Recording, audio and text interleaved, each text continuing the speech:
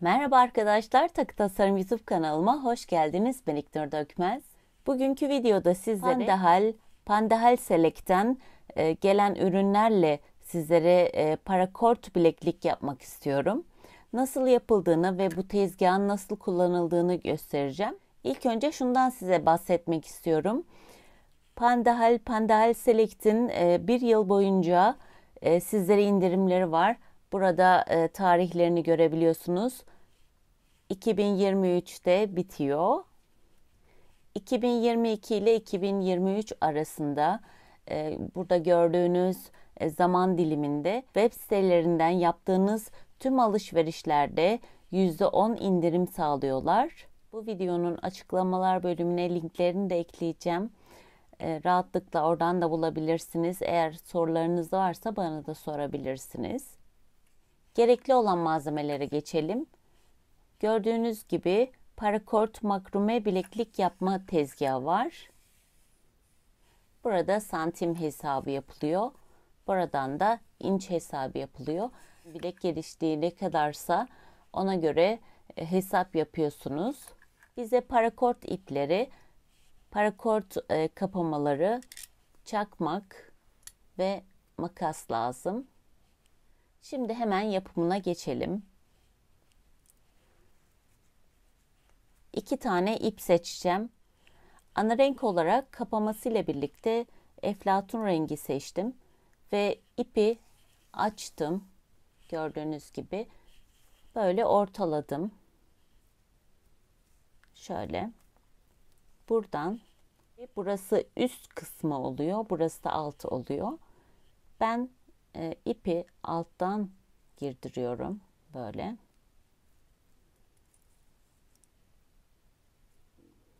Böyle çekiyorum. Çektikten sonra böyle içinden geçiriyorum.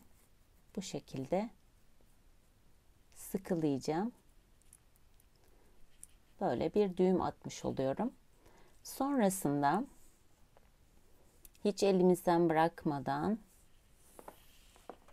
yönü karışmadan bu şekilde ipi sonuna kadar getiriyorum.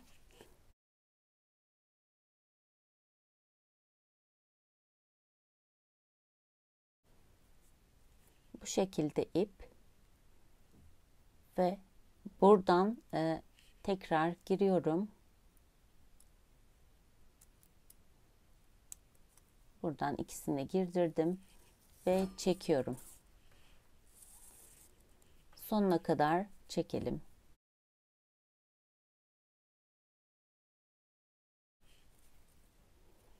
Tabii böyle düzeltmemiz de lazım. Bu şekilde. Burada ikili ip oldu. Şöyle baktığımızda dörtlü oluyor. Şöyle açıyorum.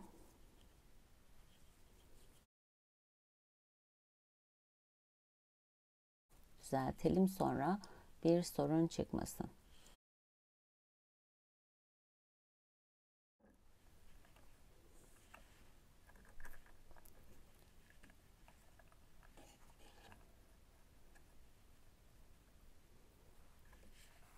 Buradan hemen karşısından takıyorum yine.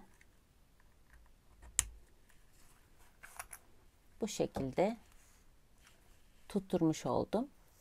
İpi bu şekilde tutuyoruz ve normal makrume yapacağız, yani kare düğüm makrume yapacağız. Sol ipi tersliğe yapıyorum. Sağ ipi onun üzerine getiriyorum ve ortasından alttan çıkartıyorum yukarı doğru. Şöyle ilk başta biraz bolluk olacak. Hemen lacivert ipi alıyorum. Üzerinden, iplerin üzerinden sıkmadan bu şekilde, yani ipi germeden önce yerleştiriyorum. Şöyle alttaki ipi de çekiyorum. Şimdi sağ tarafa geçiyoruz. Sağ tarafı D şeklinde yapıyorum. Sol ipi onun üzerine getiriyorum ve alttan ortadan çıkartıyorum. Tam çekmiyorum. Yukarıdaki ip S şeklinde gelecek. Ona göre yapacağız. Alttaki ipi tam germemiştim, açıktı. Yukarıdaki ipteyiz, lacivertte ve hemen alttan yukarıya doğru sağ taraftan geçiyorum.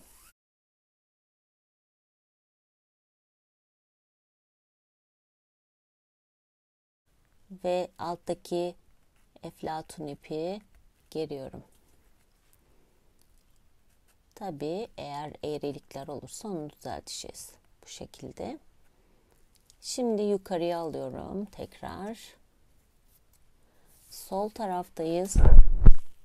Ve sol ipi yine ters D yapıyorum. Sağdaki ipi onun üzerine getirip altından çıkartıyorum. Tam germiyorum. Lacivert ip yukarıda gördüğünüz gibi. Hemen yukarıdaki ipi alıyorum. Buradan bu sefer giriyorum.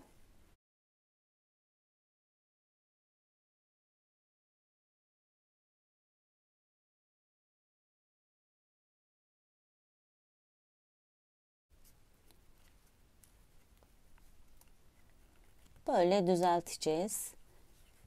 Sonra çok güzel olacak eminim.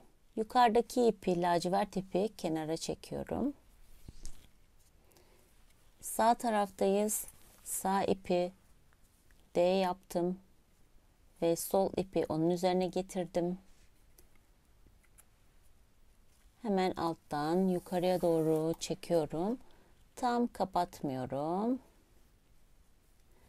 Ve buradan alttan yukarıya doğru tekrar sağdan alttan yukarıya doğru lacivert ipi çekiyorum.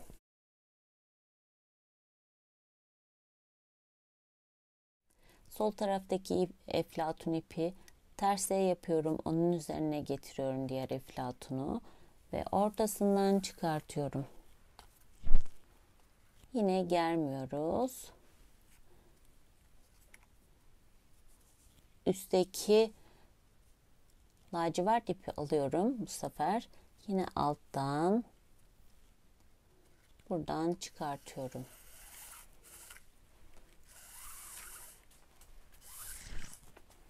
İp biraz uzun olduğu için böyle çekiyorum. Tabi burada eğrilikler oluşabilir. Her zaman düzeltelim.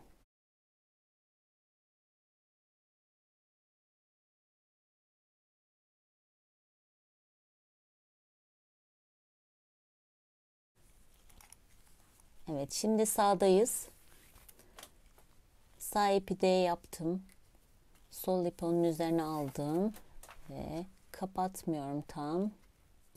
Hemen alttan sağdan giriyorum ve çekiyorum. Farkındaysanız böyle S şeklinde oldu. Aslında çok kolay. Ben bir kere daha yapayım. Sonra yapamayanlar olursa videoyu başa alıp tekrar izleyebilirler aynı şekilde. Lacivert ipi yukarıya aldım. Hemen sol taraftayız. Sol ipi ters yaptım. Sağ ipi onun üzerine getirdim ve alttan çıkarttım. Tam kapatmıyorum. Çünkü alttan yine lacivert ipi geçiriyorum.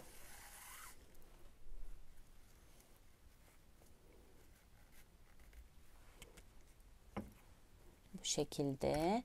Şimdi yine lacivert ipi yukarıya aldım.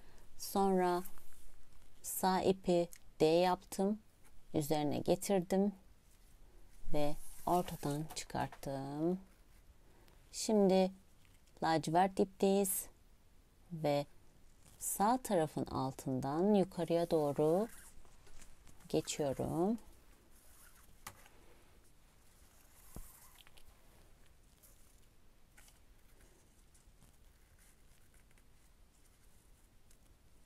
Bu şekilde düzelterek, gererek yapıyoruz. Bilekliği bitirene kadar ben yapıyorum. En son yine size göstereceğim. Sizler de yapın. Ben son düğümü de attım. Bu şekilde. Bu aşağıda kalması için şuradan bir tığ yardımıyla bunu çekiyorum.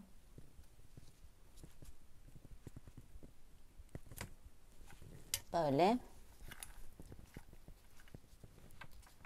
Elinizde bir düzeltin.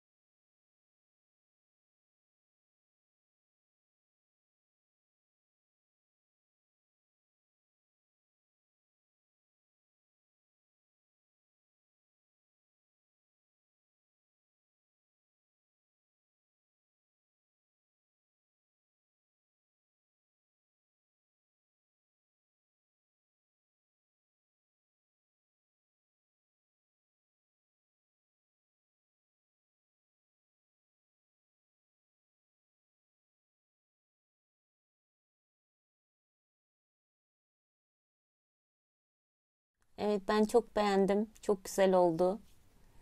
Bu unisex bir yani herkesin, kadın erkeğin takabileceği bir takı. Çok da sağlam, hiçbir şey olmaz bu takıya.